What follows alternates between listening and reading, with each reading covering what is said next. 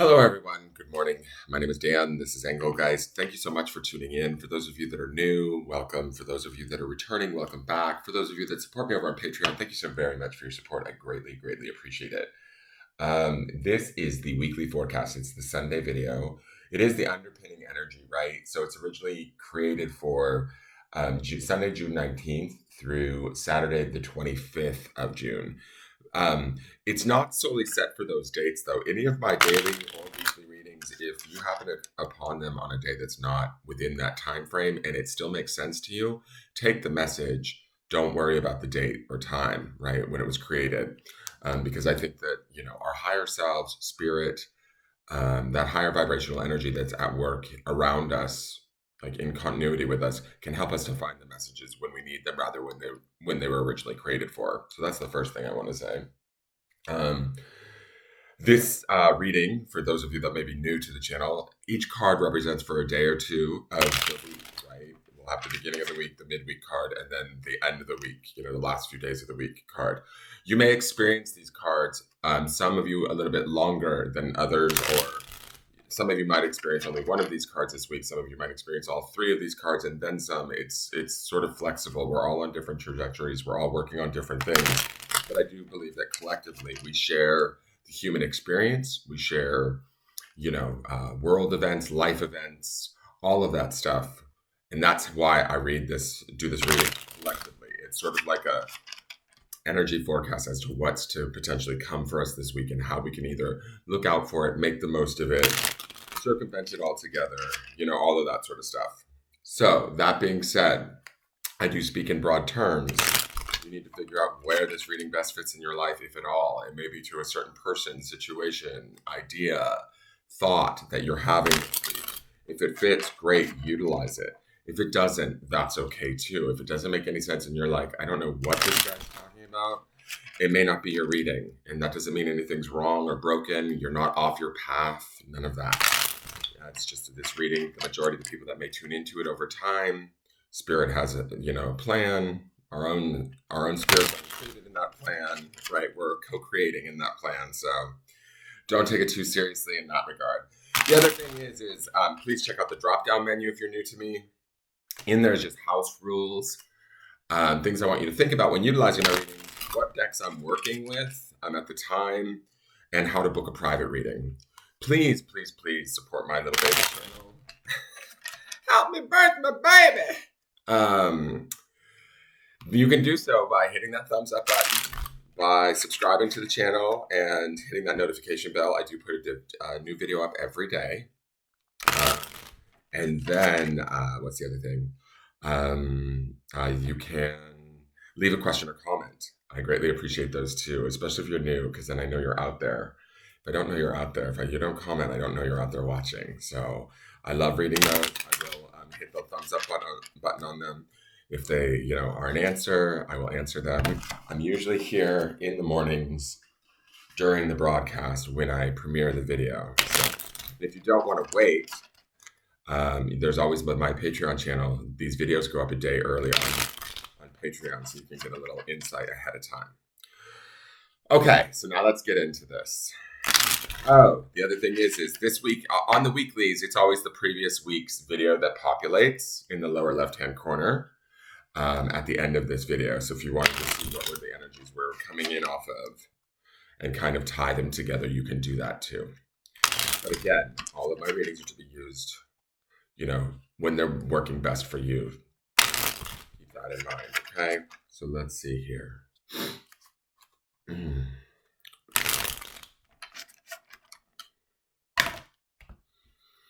So our beginning of the week card is Four of Pentacles. Not a bad card. Why do I feel like the minute I look at this card, I feel like wheels on a car? Maybe it's just because the Four of Pentacles are laying there, but it's that orange ribbon wrapping around them. It feels like I feel motion, like moving through the orange around, trying to get the wheels going, trying to get the forward momentum we need. Pentacles is the energy of Earth, right? It is the most densest form of the elements in the deck of tarot. So oftentimes Pentacles is viewed as being a slower process or experience. The Four of Pentacles in a traditional tarot deck is depicted with a man holding on to a pentacle with his feet on another pentacle. He's got like what little he has, he's holding on to quite tightly, right? It can sometimes, depending on where it places in a reading, it can sometimes be ideas of lack.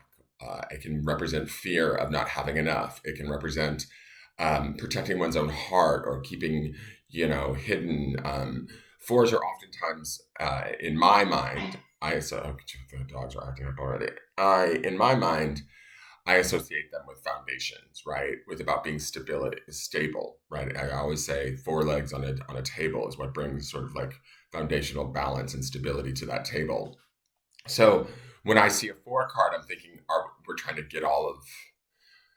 getting ourselves stable in a situation, right? Or stabilizing our situation. Now, with pentacles being material or physical, this could be our relationships. This could be our money, getting things in order, maybe looking at things financially and trying to figure out how can I make this better, deeper, greater, more. This could also be about our physical relationships.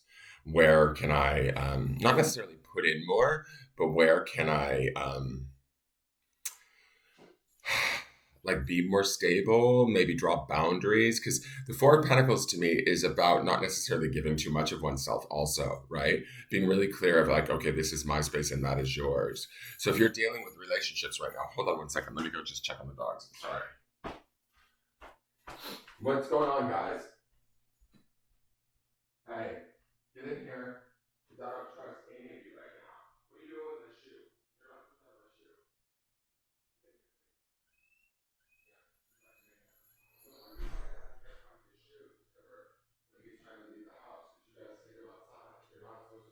Outside at all. This is not like the Macy's shoe department.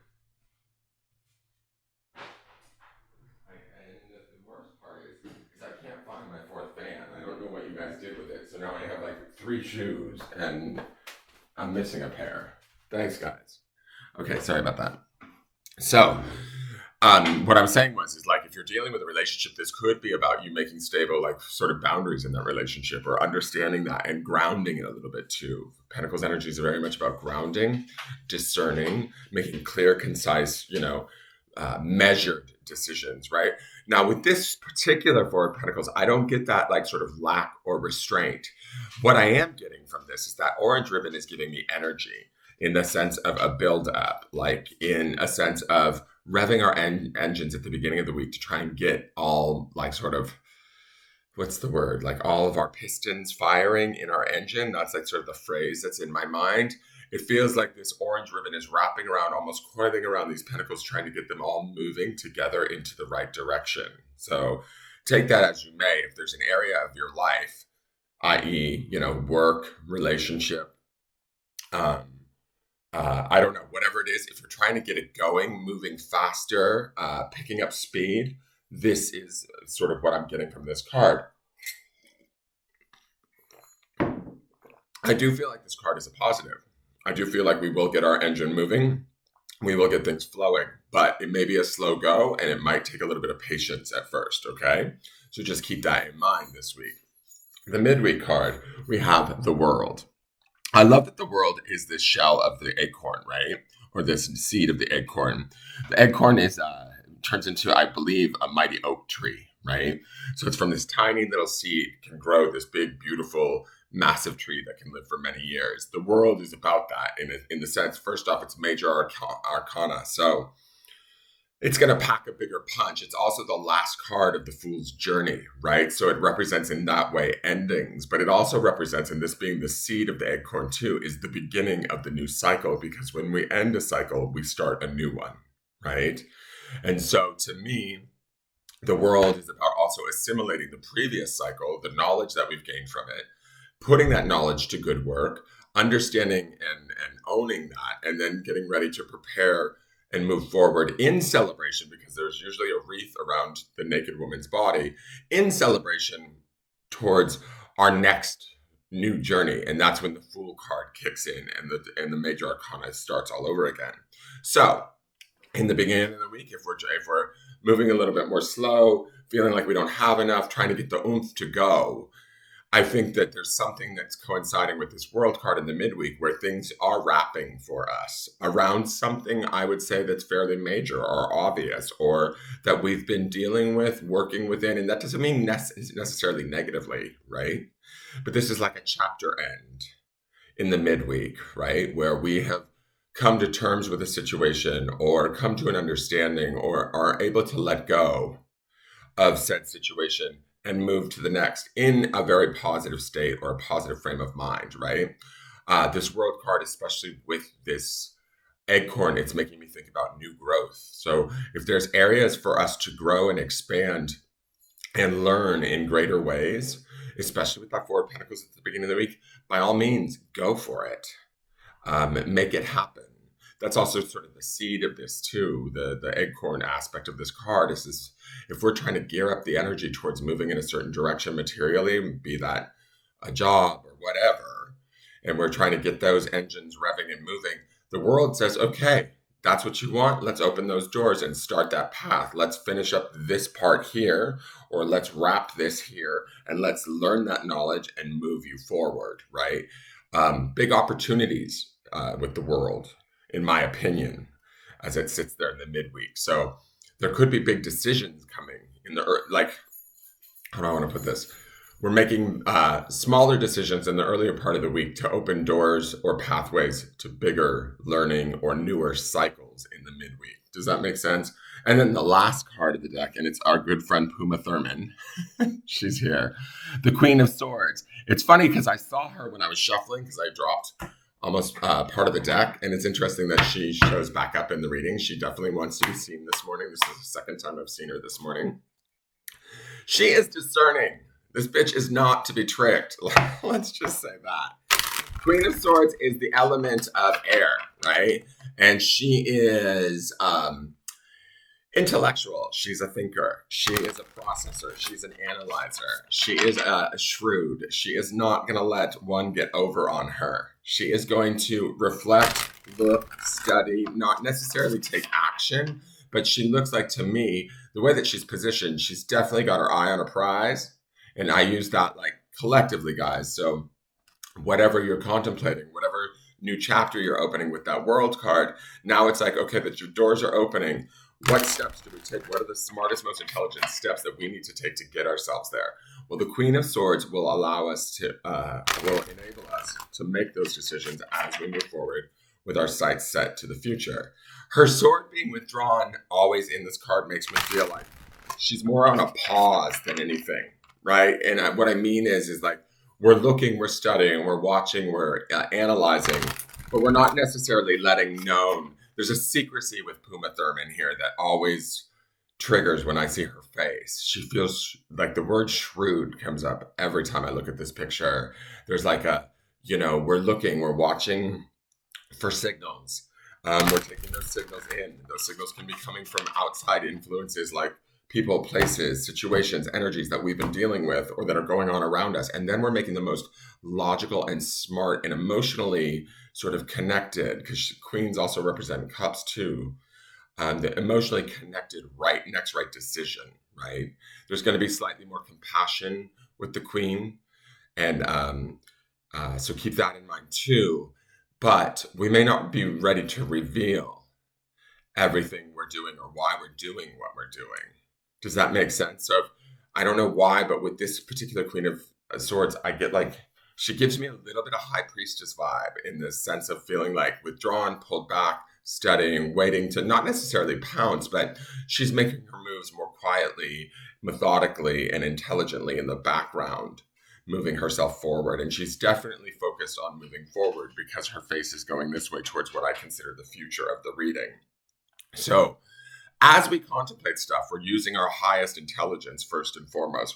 We're favoring logic over anything else, right? And we're remaining calm and astute. And I would say, honestly, even though it is a queen, so queens are in authority and they're in power, I feel like she is more hiding in the background or trying to study something, figure something out, and gain that knowledge prior to maybe letting her, for no pun intended, but before showing her hand, letting anybody see her cards, right?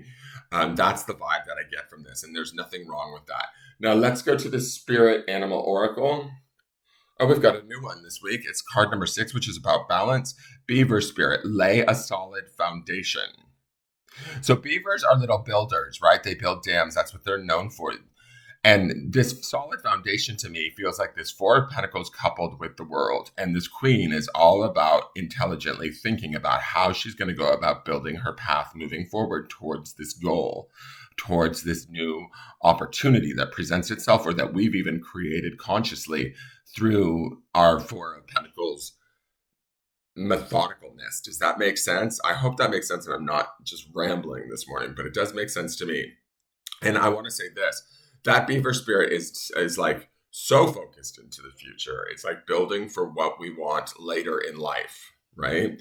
And being dedicated. To me, the beaver spirit would also be, a hard worker, dedicated to the project at hand, making sure that every piece gets put into place so that we can get this done. And with the intelligence of the Queen of Swords backing him up, it's like, let's do this, right? Let's really get in here. We can make this happen. We have the energy, the stamina, the smarts, the wits, the intelligence to make this happen. We may not feel that. We might be trying to rev that up and get that going with that 4 of Pentacles in the beginning of the week. But stick with it and don't give up, because I feel like it's out there for us. And the world, to me, feels like this is a longer term thing. In other words, what I mean is that whatever this is that we're working towards, we may have to be in it for like the long haul.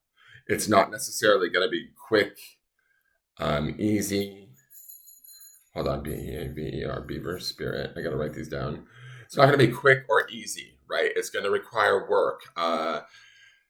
What's the word? Industriousness. That also is something that I associate with Beaver Spirit, is like, being able to, do the work, put in the hard effort, the elbow grease, so to speak. Let me read Beaver Spirit to you. And then